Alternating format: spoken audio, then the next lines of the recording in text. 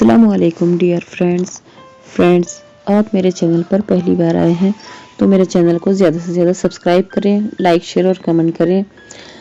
Subscribe करके please मुझे support करें और बेल आइकन का बटन दबाना ना भूलें ताकि मेरी आने वाली हर वीडियो की नोटिफिकेशन आप तक पहुंच सके। शुक्रिया। बहुत समय पहले की बात है। कालपुर नामक एक गांव में एक विशाल झील थी जिसे लोग जादुई झील के नाम से जानते थे।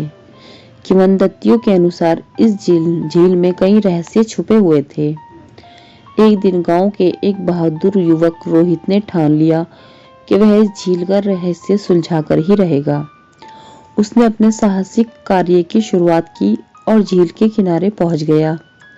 झील के पानी में अजीब सी चमक थी और उस पर एक अद्भुत शांति छाई हुई थी। रोहित ने झील में एक नाव उतारी और उसके बीचों बीच जाने का फैसला किया। जैसे ही वह नाव चलाता हुआ झील के मध्य भाग में पहुंचा तो उसने देखा कि झील का पानी क्रिस्टल की तरह चमक रहा है और उसमें अजीब तरह की सुगंध आ रही है। अचानक एक विशाल मछली नाव के पास आई और उसने रोहित से बोला, तुमने झील की शक्ति को पहचान लिया है, लेकिन इसका रहस्य जानने से पहले तुम्हें एक परीक्षा पास करनी होगी। रोहित ने साहस से जवाब दिया, मैं तैयार हूँ। मछली ने रोहित को झील की 3 पहेलियां दी।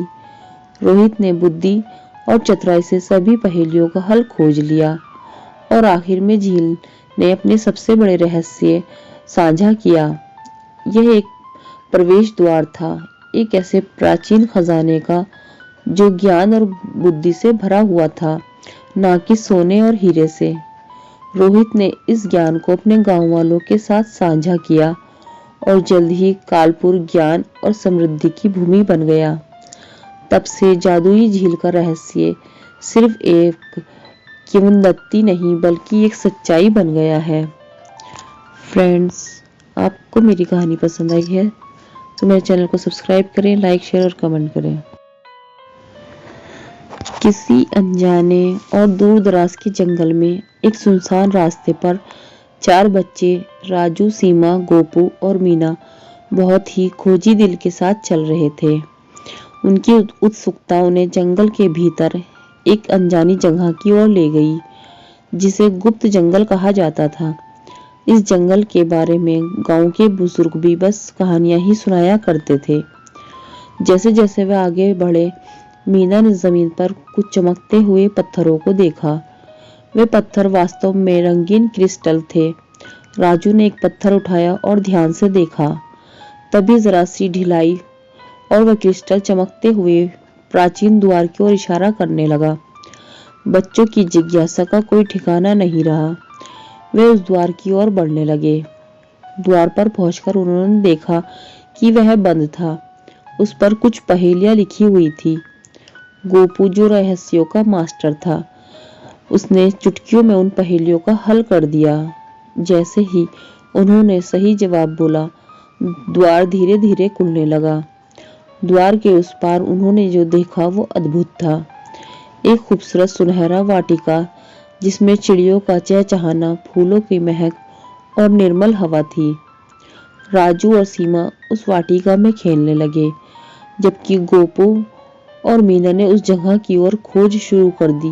वे जल्दी ही वाटिका के बीचों बीच एक सुनहरा मंदिर पाते हैं जिसमें एक सुनहरी मूर्ति थी। मूर्ति जीवंत नजरिए से देखती हुई और आशीर्वाद देती हुई मालूम होती थी। तभी एक गहरी आवाज उनके पीछे से आई, तुम चारों ने इस जंगल का रहस्य सुलझा लिया है। ये शब्द उसी गांव के बुजुर्ग के थे जिन्होंने इस जंगल के रहस्य के बारे में बताया था और तुम्हें इसका इनाम मिलेगा। यह मंदिर हमेशा से यही था, लेकिन केवल वह इसे देख सकता है जो दिल से निर्दोष और सच्चा हो। बच्चे खुशी और आश्चर्य से झूम उठे। बुजुर्गों ने कहा, इस गुप्त जंगल का खजाना तुम्हारा है, पर इसके साथ एक शर्त भी है। तुम्हें इस जंगल और इसके रहस्यों की रक्षा करनी होगी। चारों बच्चों ने हामी भरी और खुशी खुशी अपने घर वापस चले गए। जहां उन्होंने अपनी अद्भुत यात्रा और नवीन मिशन के बारे में सबको बताया। जंगल और मंदिर का रहस्य उस दिन के बाद किसी के लिए भी रहस्य न रहा, लेकिन उस वाटिका के जादुई रहस्यों का आनंद उठाने का अधिकार केवल उन्हीं बच्चों के साथ था जो दिल से निर्दोष और सच्चे थे। एक समय की बात है, समरकंद नाम के शहर में एक आलीशान महल था, जिसमें रहती थी एक राजकुमारी जिसका नाम था जरीना। वह अपनी सुंदरता और बुद्धिमत्ता के लिए पूरे इलाके में प्रसिद्ध थी। उनके पिता राजा बहराम ने राज्य के सभी योग्य राजकुमारों को निमंत्रण भेजा कि जो कोई भी उसकी बेटी की पहेलियां सुलझा लेगा वही उसका दूल्हा बन सकता है। कई राजकुमार आए और गए, कोई भी जरीना की पहेलियों के जवाब ना दे पाया। तभी एक दिन शहर में आया एक नौजवान जिसका नाम फरहाद था। फरहाद ने सभी पहेलियों के जवाब दिए और जरीना का दिल जीत लिया। राजा बहराम ने वादे के मुताबिक शादी की घोषणा कर दी, लेकिन पहेलियों का हल करने के बाद एक और मोड़ आया। जरीना की एक चाची थी जो दरअसल एक जादूगरनी थी। उसने फरहाद को एक चुनौती दी। उसे एक असंभव खजाने की खोज करनी थी जो जरीना का हाथ पाने की सच्ची परीक्षा थी।